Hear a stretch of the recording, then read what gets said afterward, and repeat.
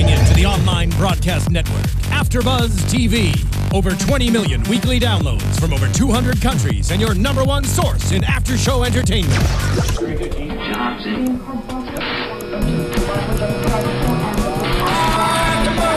AfterBuzz TV, the destination for TV superfans, producing after shows for over 300 of your favorite TV shows, interviewing celebrities and showrunners, and bringing you behind-the-scenes exclusives. All thanks to E! Entertainment's Maria Menounos, producer Kevin Undergaro, and internet leader Akamai. Now, let the buzz begin! Go. Hello and welcome to UFC AfterBuzz TV. My name is Daria Berenato and I'm joined in the studios today with Mr. George Hermoza and Mr. J Tan, as always. Hello. Guys, we're talking about a special Friday night UFC 50. Fight night 50. Not 49, not 48, not 51, not 50. Okay, you get it. 50. Okay, it was on Friday. It was Jacare versus Mousasi. It was in Foxwoods Resort Casino in Connecticut. I'm not saying the town because I can't pronounce it. You'll figure it out. Anyway, it was super entertaining. Quick fights. Yeah, a lot of some knockouts, some submission victories. Yeah, you know, the show started out the prelims. There were I'm looking here. I think we had what three decisions in a row, and then things got heated up. Ali Quinta taking out Rodrigo Dam in the first round by TKO, and John Moraga finishing Justin Scoggins in round 2. So the things picked up for the main event. Definitely. But yeah, there's a lot of good action that night. Sorry, George was saying hi to his secret Valentine's. Hoochie mamas. Oh yeah, hoochie mamas out there. Hoochie mamas, get at George. Do you? Heard it I mean, here? that's the 90s. Do you even have hoochie mamas? Hood rats? Yeah, Hood from rats? the 90s? Were you even of age in the 90s? To be watching such a thing? I mean, Or doing such a thing, for that matter. straight out of the womb. Straight out of the womb. I guess he didn't We waste know no how time. George rolls. Yeah. Guys, look at these new AfterBuzz pens. Right. Let's show these off, huh? Yeah. I bet we can't get a close-up. But, Probably not. But Yeah, have look, to get- it's yellow Yeah. and black. AfterBuzz Studios here in Encino, California. If you can find us, you get a pen. Oh, yeah, it's at www.afterbuzztv.com. But if you're listening, you're probably on afterbuzztv.com. Yep, there's that too. Oh, well. Or iTunes or iTunes. YouTube. If they watch tomorrow. But if they're watching live. Our systems detect that a host has wandered off the subject. And that's the first time that we've gotten that. Not bad. Well Our done, producer, Root that Beer. was very funny. So, do we have a UFC AfterBuzz show we or were a pen promotional advertisement? Well, guys, I was Infomercial? just giving a shout out. First of all, our guest canceled last minute. He's running a little bit late, so he couldn't come. We're going to have him another time, Frank Trigg. So we do have a little bit of time to stall. No, but we have plenty of matches to talk about. definitely as a lot well. of matches to talk about, and some super exciting news for you guys at the end of the show. You might be seeing our pretty faces. Some of our pretty faces. Hers. My mother said I was handsome today. She's like, "Whoa, you look so handsome today." She said I it in just said Spanish. right before we came on air, I said, Jorge, your hair looks amazing. No. Anyway, you will be seeing our faces possibly somewhere else. You might get 2 hours of us every week, but we'll let you know about that at the end because it's a really big surprise. Or in the middle, so we can kill some more of the time. But yeah, I think that the preview is worth. It's gonna be fun when we get to that. At least. Definitely, It'll be a I'm good point excited. for the But show. let's start off with the prelims. You already ran through the bottom 4. Yeah, so real quickly, Chaz Skelly defeated Sean Soriano, unanimous decision. What I thought was really impressive, Chaz Skelly is going to be a guy to watch for. He's back. This is his second match in 13 days.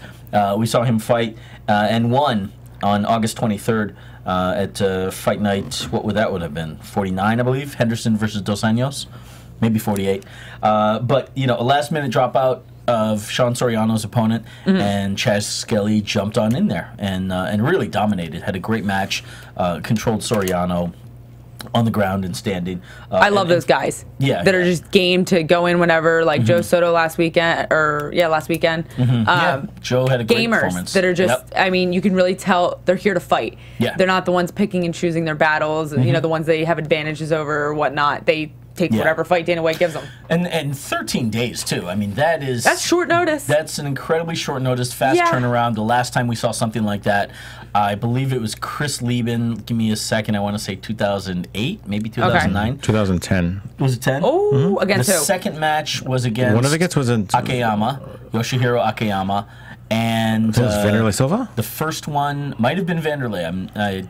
We'd have to go back and check, but again, I think that was like a 10-day turnaround. Right. But Chris Lieben's the guy that can drink the night before, and that, as we saw in the Ultimate Fighter 1, I'm rewatching all the Ultimate Fighters, so I'm not that good. But go back and watch it. Chris Lieben would like. It's available on Fight Pass at $9.99.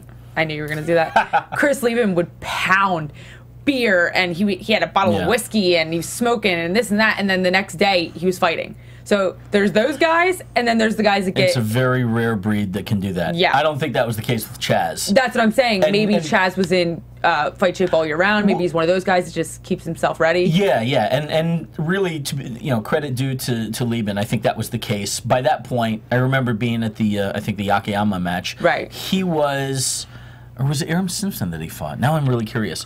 But by that point he was sober. And had really gotten his life on track. He'd moved out to Hawaii and was training and teaching. I think he had his own gym out there for a little bit. And yeah, it was a clean and sober part of his life. And turned around and jumped on the opportunity to face Akiyama. And what a fantastic fight that one was. Right. So really impressive and very rare that you see something like that, because usually guys will kind of go a little bit crazy, with the pounds. Extra food is what I mean to say. Right. There's definitely two different kinds of athletes in this sport. Yeah. We see it all the time. It's the guys that Kenny Johnson, our guest last week, mentioned it. There's the guys that go and rack up 30+ pounds to their weight that they have to fight at, and it's like you call them 2 weeks notice. There's no way they're fighting. Right. Yeah. Or they do, and they do a disgusting weight cut, and then they're gassed out or whatever. I think because of the number of matches and the competition level, when you get to a pro level, a high level pro status, like when you're in the UFC, you can't afford to. Or you can afford even less to slack off. You've got to stay ready that much more. Very true.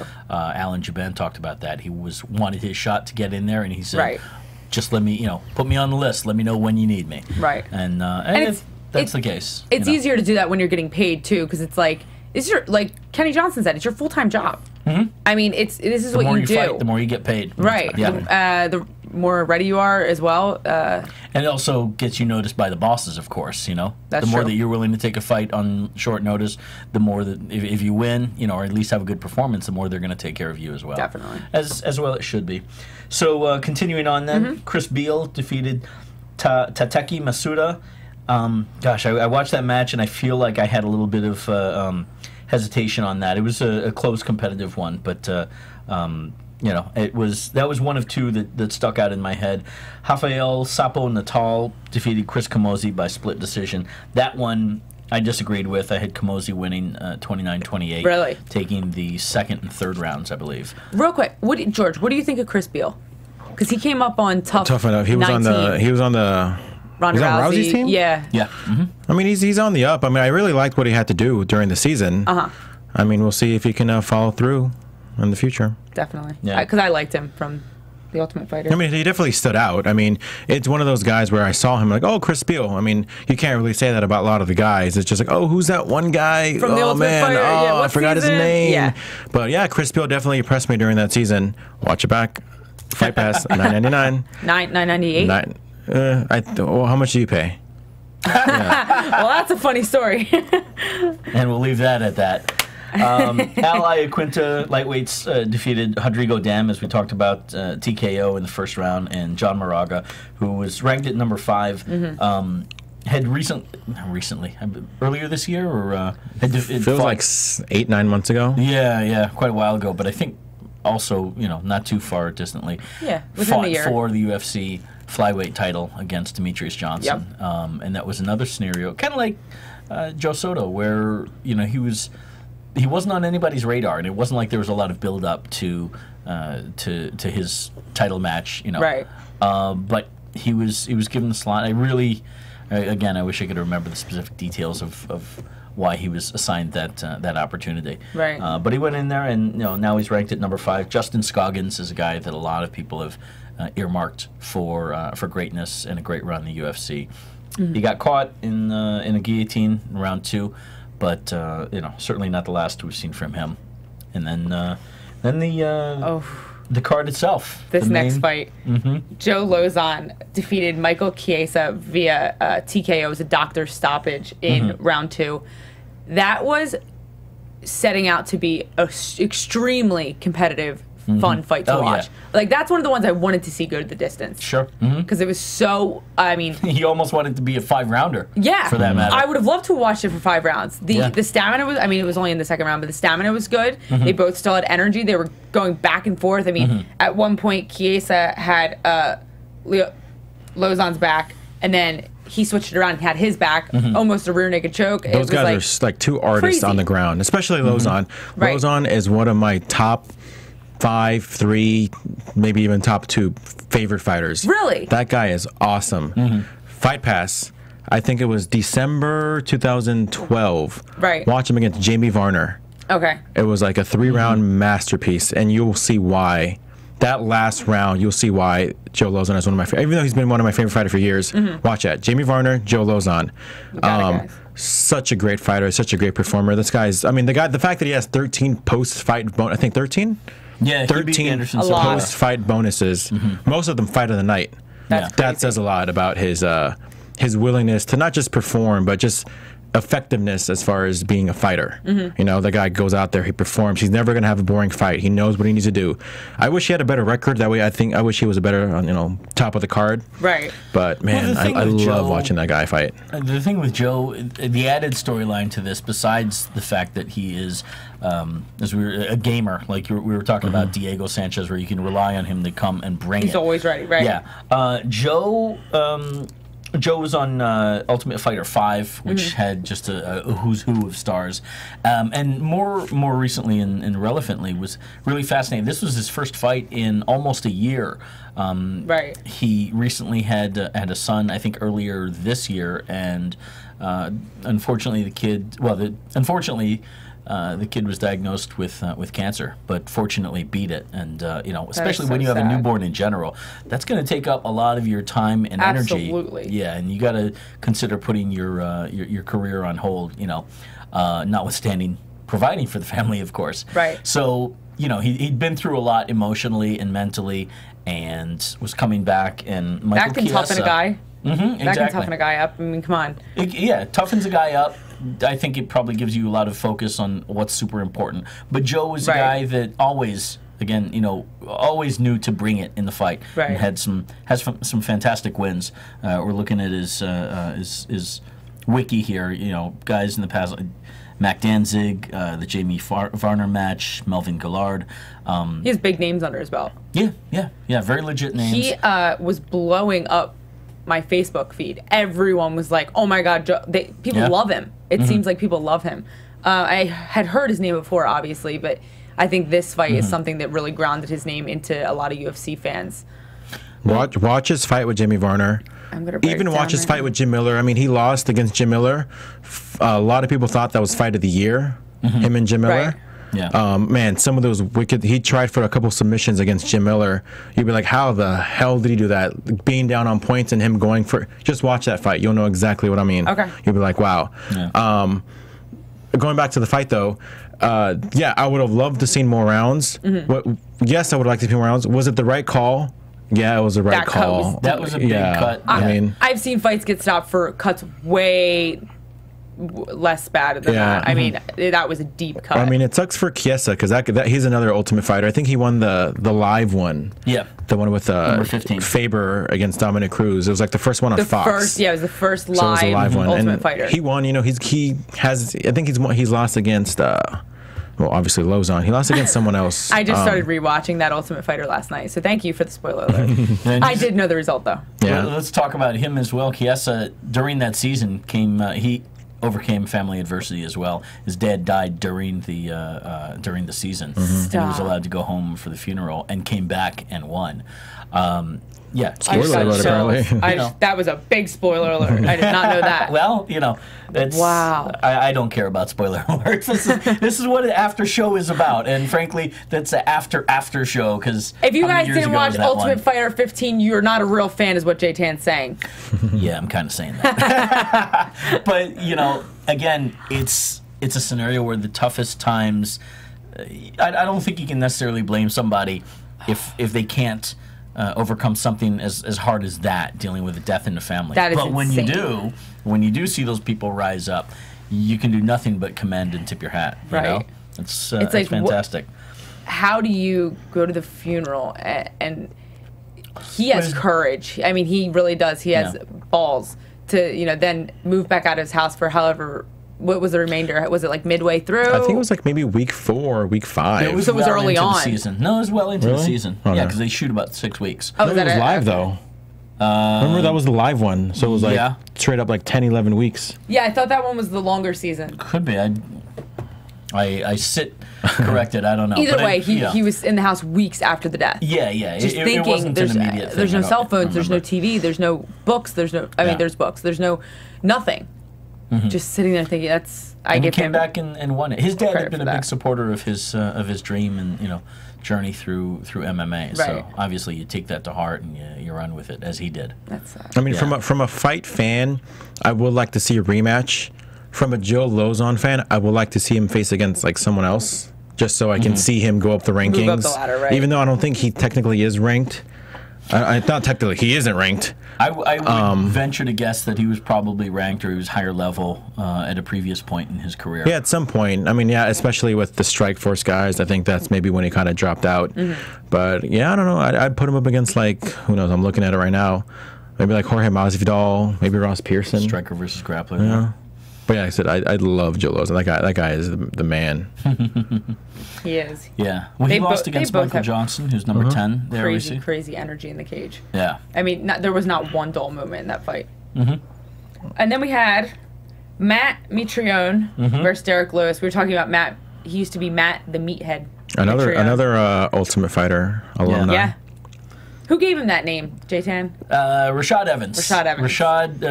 Matt was on. That was a really fun season. Do you remember it? Kimbo Slice? Yeah, Kimbo Slice. Rampage versus Rashad Evans. Those were the coaches. And that was a season where I think 3 different NFL players, pro NFL players, made their segue into MMA. He was one of them. Matt Mitrione was one. That's so interesting. Brendan Schaub was another one. And then the third guy, if I remember correctly, I think he was also on Rashad's team. His name is Marcus.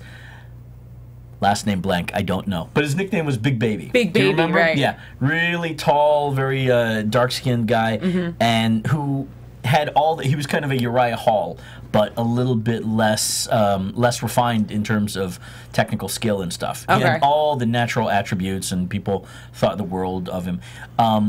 You know what, and I'm going to say this, and I don't mean this to infer to Uriah Hall, but Big Baby did not, Rashad called him Big Baby for a reason. He didn't really have the killer instinct. He didn't like violence. And that was kind of the thing that ended up kind of halting his career early on in. He had a few matches, I think 1, 2, or 3 matches after Ultimate Fighter, but Big Baby, if I remember correctly, I think that was the other football player that came over. I honestly don't remember. No. I know that was a heavyweight, so it was Kimbo Slice. Roy Nelson won that season. Spoiler alert. Roy Nelson won. It's great how we say spoiler alert after the thing. These guys, they don't even know how it works. Guys, it goes, spoiler alert, Daria, then you say what you're about to spoil. I don't, because I don't care. I'm just going to ruin it for you. This is something that we used to deal with before people really thought about spoilers or things like that. You know what? It happened in the past. If you don't know about it, that's your own problem, and you need to go back, suck it up, and just learn history. But I have to watch the whole season now going, You're gonna that guy's going to lose. Say by the that time. Guy's going to lose. That guy's a loser. I shouldn't acknowledge this, but you're going to forget what I say by the time you get to that point.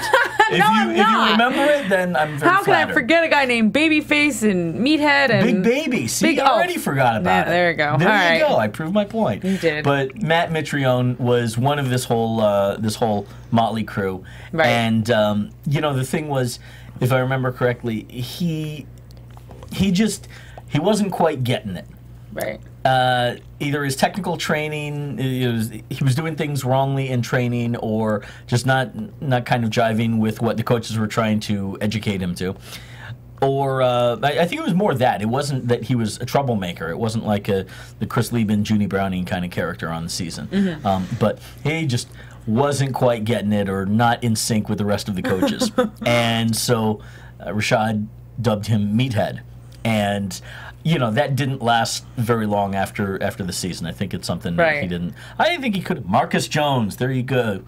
Thanks to Wikipedia. I think it would have been a fun nickname for him to embrace, but he didn't, and I can see why. It's understandable as well. Yeah, who am I? Well, anyway, Matt to Mitrione judge? defeated Derek Lewis. Derek Lewis, this was his third fight in the UFC, I believe. Yeah. I think I said this in the trailer earlier when we were watching it. Matt Mitrione had a lot more to say here, a lot more to prove here than Derek Lewis. I would disagree with you on that one. But Really? Oh, I wanna hear why. I was thinking about this. So the history is that Derek Lewis fought, was it Guto Innocence? Matt Mitrione's teammate at a previous show, and called out Mitrione right there on the spot. Right. Now, a lot of people will remember Mitrione from Ultimate Fighter, and he's had quite a few matches in the UFC. Derek Lewis, for his own right, has a record of 11-2. I don't think that recently he's had a few good matches in the UFC, but I don't think that he's as much of a household name as Mitrione. So to get your name, to raise your name in the ladder, why not call out somebody that is well known? I think it made sense, Absolutely, but that doesn't. What I'm trying to say is that Mitrione had more to prove in the sense that Derek Lewis is new. He was 2-0 previous to this fight in the UFC. So he's on a nice good start to the UFC. Yeah. If he lost, it's not the end of the world. He's still young in the game, young in the UFC. He still has time to rise as a star. Matt Mitrione's been around the UFC. Right. He's been here. And he's in a weird spot in the heavyweight division. I just feel like it's a time where he either needs to step up, kind of goes down. I mean, he's the guy, I think in his not his post-fight conference, but just the post-fight interview, he was like, hey, I belong in top 10, top 15. Right. Yeah. Now you got to prove it. So, yeah, I do agree with you as far as proving that he belongs in there. Right. The only one to do is win your fights. It wasn't like said, like, oh, Matt Mitrione should be in the top 15 before this fight. Whereas now, it could be argued, okay, this guy is a contender.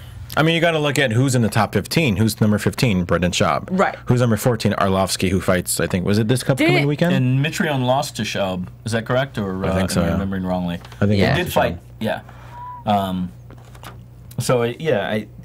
would agree that Mitrione probably belongs. I see your argument. Top 10 to 15. That Derek Lewis is new in the game. He called him out. It was like, all right, now back up your word, man. You've got to do that. Yeah. There's only one reason. Like that. There's only one reason to be in the UFC, and that is to win the belt in your division. And and the grains of sand. Yeah. If you're not going to do that, then you get the money. But violin. Everyone's going for that top World's slot. smallest. And Derek Lewis chose to make a gamble. Didn't work out for him on this one, but he got KO'd in 41 seconds.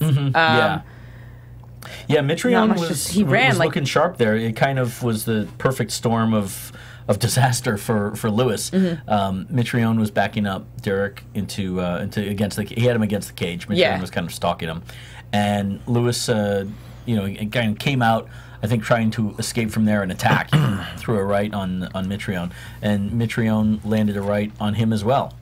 He ran right into it. Exactly. Yeah, he was coming forward with his punch. He was leaning. Right. Which is why coaches sometimes say don't lean, because he leaned right into his opponent's punch. Yeah, you got to twist your body, but not lean your upper body into it. Something I'm working on, guys.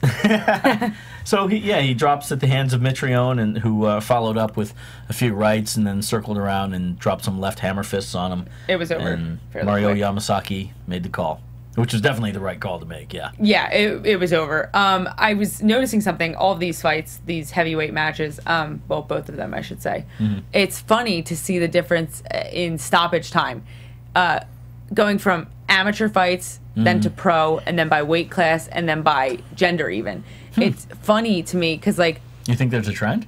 No. I just see... Well, yeah, in a sense. I see, like, okay, if the ref was reffing a 115-pound... female amateur match. He's going to stop it way sooner than a 265-pound pro male match. That's about as far apart on that's why I did the MMA weight and gender diaspora as you could get. That's why I did it, to prove my point. Okay. Like, it's just, I mean, I've been to a lot of amateur fights at U of MMA, Club Nokia, downtown LA. Thank you. Best amateur fights in the country. But yeah, watching so many different calibers of fights, I just see that refs really use their sense of judgment in the cage, which I'm saying is fair. Right. But like these heavyweights, I think it was it Ben Rothwell? Or no, it was Matt Mitrione and Derek Lewis. The first hit, I was like, oh my God, it's over. But the ref, he chilled for a minute, and he was like, okay, he can maybe hang in there. These guys are big guys. They can take big hits. And then it was like ground and pound. Oh, okay, maybe now I should step in. Right. Whereas, like, if that were a girl, right, that first hit, the ref would have been in between them, in my opinion. With that said, go on Fight Pass. Watch Czech Congo versus Pat Barry. Write it down. Czech Congo versus Pat Barry. Yeah. Congo. Why? Because everything that you just said would be contradicted. No. Oh. But it'll go along with everything that you just said. Oh, okay. Czech Congo. They let it go. Jay knows what I'm talking about. Yeah, I remember. I remember it recently because I saw the highlights. But yeah, Pat Barry was landing on Czech, and it was like dropped him several times. A like delayed 3 stoppage, times, right? you think? Nope. No, it wasn't delayed at all. It's just that Czech kept coming back. He was on the verge of getting finished, proving the point that they can hang in longer. Yeah, sometimes. you know. As we've discussed in the past, you know, with Big John, and you know, if Trigger was here, he's now doing some reffing as well. You know, that would be an interesting conversation to have with him. We'll have to ask him when he comes on. Yeah, exactly. The referees, part of the referee's responsibility is to know the fighters and know what they can and can't take. Right. And granted, if you're just starting out, you're only going to know that to a certain extent, you know, because you're not. It's first few times that you're reffing, but you're presumably a fighter in the past. And have gotten in the cage or the ring and done some combat sports, and you have some semblance of being in there and knowing what a knockout is and when a guy is done, you know, or when a guy's arm is in a horrible position, dislocated, you know. Exactly. Joint is out, whatever. So that comes with the responsibility of it, and you'll see that a lot earlier. You'll see those. Let me get this right. You'll see the referees be more liberal in their stoppages at the amateur level, at least you should, in my opinion. Yeah, absolutely. Then at the pros, especially guys like Mitrione and Lewis, who are heavy hitters and have proven that they can take a shot and give a shot. Mitrione, you know, is tied with like 5 other guys for most knockouts in UFC history, only below Cain Velasquez. Right. And Derek Lewis, you know, himself obviously has a good track record of that. So, well, amateur, I mean, I think the stoppage should be earlier, just for the pure fact of, I mean, you're not fighting for money in amateur. Right. Amateur is strictly to get the experience to become pro and to make a career out of it. At the amateur level, you're still, you know, testing the waters and feeling things out. So I don't think getting seriously injured in an amateur fight is ever worth it. Right. I mean, they got to protect those guys, and I think that they ref accordingly. Yeah, and that just goes to your point. Why are you laughing? You said water. I said what? You're like testing the waters. I didn't. That's a New York accent. No, I know, but okay, say waters. Say testing the waters. Testing the water. Go on, continue. Hey, I think it's charming, guys. Don't ask me about this. This is between them. I'm not saying I don't. Like, you know, I'm not from saying New York I don't would dig say, it. It's an East Coast, West Coast thing, clearly. Somebody from New York would say water. I say water. That's the difference between Jersey and New York. Yeah. You know what? It's H2O Can you all hear around. it? Do you hear the difference? Same. No. Water. Water. Say water. See, you guys, when you say water, sounds like you're saying, like, can you play that off the topic thing again? Going off topic. What? Who started this? Whose team are you on? It's clearly on his own side. Isn't it ironic? Anyway. Yeah. Don't you think? The co-main event. Ben Rothwell, another 265-pounder, defeated Alistair Overeem via TKO in round 1, 2 minutes and 19 seconds. The highlight of this fight, before we go into the fighting, was Ben Rothwell's victory dance. Dancing. Can you get up and do it? We had video. I don't know if I'll be on camera if I get up. It wasn't even. Yeah, it wasn't that. Like that's more. Daria's got more moves and What should I say? I don't know. What she was doing. Yeah, I'm a phenomenal dancer, but I guess Daria's got some swag as well. Why don't you get up and give us a little Ben Rothwell? It probably would have looked like Ben Rothwell. Do it. Look, What do you point to that. Do it. This fight upset me. Yeah. Because when Alistair Changing the Overeem subject. entered the UFC, I would have bet the farm on him. Really? And the fact that he's already lost 3 in a row, man, like... How long ago was it that he entered the UFC, George? His first fight in the UFC was December of 2012 against Brock... should I do it? Brock Lesnar! Nice delivery. Yeah, yeah, the guy who broke the streak. But yeah, so if anything...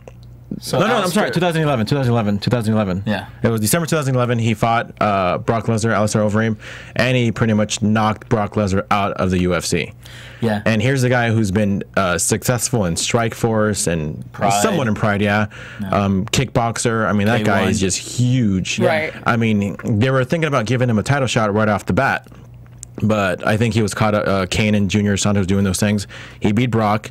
Then he kind of had a little controversy when they announced his fight with Junior Dos Santos. Little enhancements. Horse meat, as they say. Tested positive. Correct. Yeah, I was going to say correct. You'll have to correct me on the chronology, but he tested positive for steroids. Yeah. And then went on to attribute it to eating horse meat. Yeah. A new diet of horse meat that he had bulked up. He fought at 205. Light heavyweight in Pride, which was several years previously, and then showed up, I want to say, in Strikeforce, correct? Much heavier, just bigger and solid, like a mountain of a man. But he's good. Yeah, Like, very that good. guy can strike. And he's huge. He started off this fight good. I mean, he was by far the aggressor. That's the thing. The thing that makes me upset is he starts off all of his fights good. If you watch his fight with Antonio Silva, he started off good, and then he dropped his hands. Yeah, Travis Brown, and kind of started off good, went for the thing, and then he dropped his hands. Even this one, he started off good, and then he dropped his hands. It's like, what are you doing? Right. It was weird because he was so aggressive and so active in the first couple seconds. Yet Ben Rothwell was inactive, his hands almost down, stalking him, walking forward. Ben was patient and methodical, looking for the opening. Right, and you saw Alistair Overeem, kicking Ben Rothwell in the leg. A lot of, kind of leg jabs. Some people say, just trying to keep him front kicks away. to the legs, Which are effective. They are effective and they're annoying. Just like foot stomps, like we were talking about today. But. He was circling a lot. I felt like he had a strange kind of crouched stance that I haven't seen. Rothwell or Overeem? Overeem. That I haven't seen Overeem use in a while.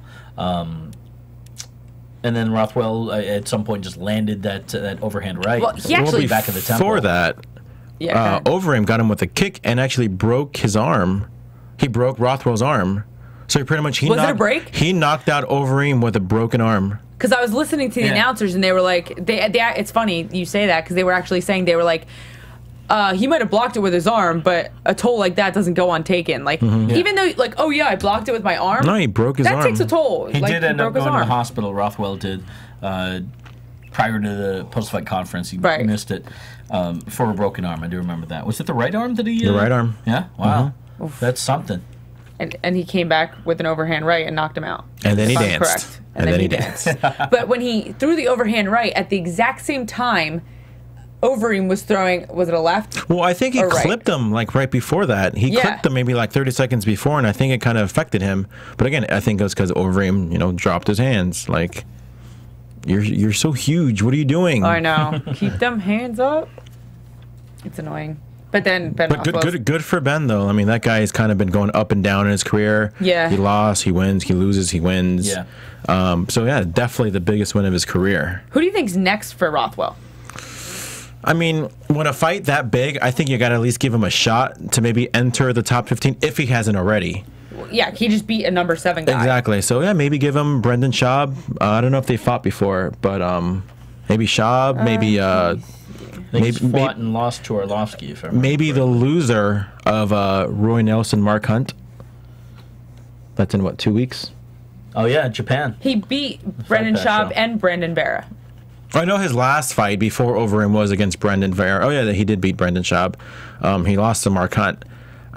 Because I think Mark Hunt's going to beat Roy Nelson, I'd say Roy Nelson versus Ben Rothwell. Okay, that's fair. We'll have to see how that goes. Yeah, get past that Japanese show first. Two big sluggers. Yeah. All right, and then we have the main card of the evening. Ronaldo, Jacare, Souza, and Souza. Gegard, Mousasi. Souza beat Mousasi via submission, guillotine choke. This was a rematch for those of you who've been following MMA for a long time. It was in Dream 6 in 2006. Mousasi beat Jacare via upkick. He was laying on the ground. Jacare was standing over him. He kicked upward, hit him in the chin, knocked him out. Jacare actually fell on Mousasi. We just watched it. Well, where else are you going to go? He fell right on him. It was funny, though, and he kind of rolled over and was like, Yeah. okay. Yeah, he dropped like a bag of potatoes there, right on Mousasi, and Mousasi kind of had this look like, what's this guy doing on me? You know, get rolled off, a little bit surprised. I want to get through this because we have a lot of news and we only have 10 minutes left. So, Mousasi beat Jacare in 2006, and then and this that was fight. a match, I mean, it was only, what, 2 minutes into, and 2:15 into that match, I think. Yeah. And, you know, Jacare took Mousasi down. And, you know, I want to say this was a little bit more the match that might have happened in 2006. Because that one, again, only 2 minutes. Jacare took Mousasi down. Right. And it was really, I want to say the luck of the shot or maybe skill with up kicks. But Jacare was on Mousasi, you know, had top position there and, you know, working. This was in the 2006 match. I believe he was in his guard, you know, not in trouble or anything, controlling the match. Yeah. And this match as well, jump ahead, what, 6 years? The same thing, you know, Jacare took down Mousasi almost at will. He went for a couple of long shots early on in. Was very careful about avoiding the up kick. Yeah, every time he went down to the guard, he like almost covered his head and went in. Yeah, I mean, he took him down. You can tell that he definitely knows how to defend from those up kicks. Or avoid them at least, yeah. Yeah, exactly. I mean, I think a lot has changed because, like, Jacare, he was good back then. Yeah. Now But the fact that he's gotten so much better, and that's so scary. good. Yeah. That is scary because that guy is so good. He's a guy that I think right now is on a huge upward rise. As I think Dana disagreed, but I say give him the next title shot.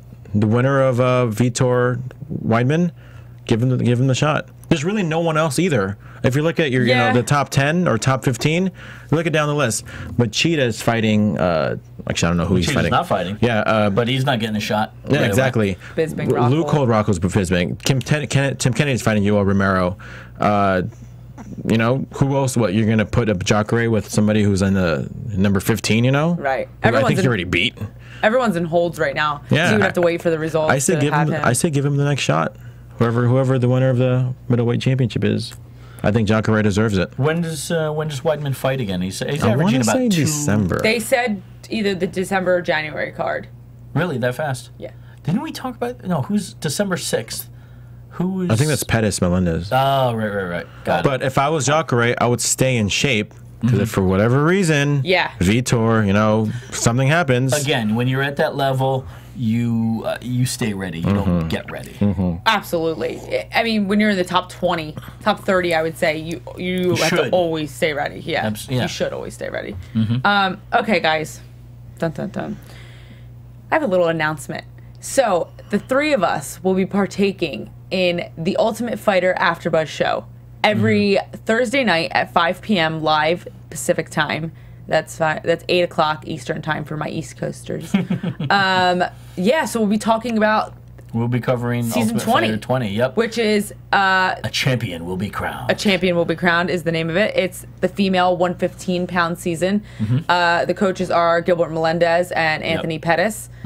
At the end, they will fight, which I think is December 6th, like you said. So we're gonna start this coming Thursday. So you guys better tune in. Yep. An all-new AfterBuzz show with the three favorites. Because we know you can't get enough of us. Yeah. And we're here to bring you more. Not 1 hour, but you have us 2 hours a week now. For as long as we're covering these shows, at least when there's UFC events. Yeah. Which, God, there still is. What? There will always be UFC events. The Until influx. October 4th. I think we have events every week until October 4th. You know, we're back next week. We're back next Sunday for this show, AfterBuzz UFC, at 6 p.m. Our new time is 6 p.m., and it's probably going to remain 6 p.m. Unless we tell you otherwise via Facebook, via Twitter, via Instagram, which is why you should be following us. Nicely played. Thanks. And on top of that, then Thursday at 5 o'clock. 5 p.m. Yep. Every Sunday Thursday. at 6 o'clock. Thursday at 5 o'clock. Yep. Just about every week, at least through early October. Definitely. Yeah. I know they can always call in too. Call If us, you go guys. to the Twitter, if you go to the website, you can call us. Let us know what you guys think. Yeah. We've got to pass out the We gotta pass out the number, And yeah. It depends on what studio We we're in. got to know what studio we're in. We're gonna know what studio we're in. Well, we'll let you know right before we go live from now on. You can always tweet us. Tweet us. MySpace. Yep. Oh. Send us little You notes can under the desk. MySpace this guy here. Send us notes under the desk. Yeah. Guys, some homework for you guys and myself What'd to you do. call me? I'm gonna give you homework. I called you a guy. Oh, there's something else. For this Thursday, we are going to have Ultimate Fighter 20 predictions. It's the beginning of the season, right before the first right after the first episode. We are going to tell you who we think is going to win the entire season and who's going to win Anthony Pettis versus Gilbert Melendez. Don't say it yet. We're going to save it for Thursday night. You guys have to tune in.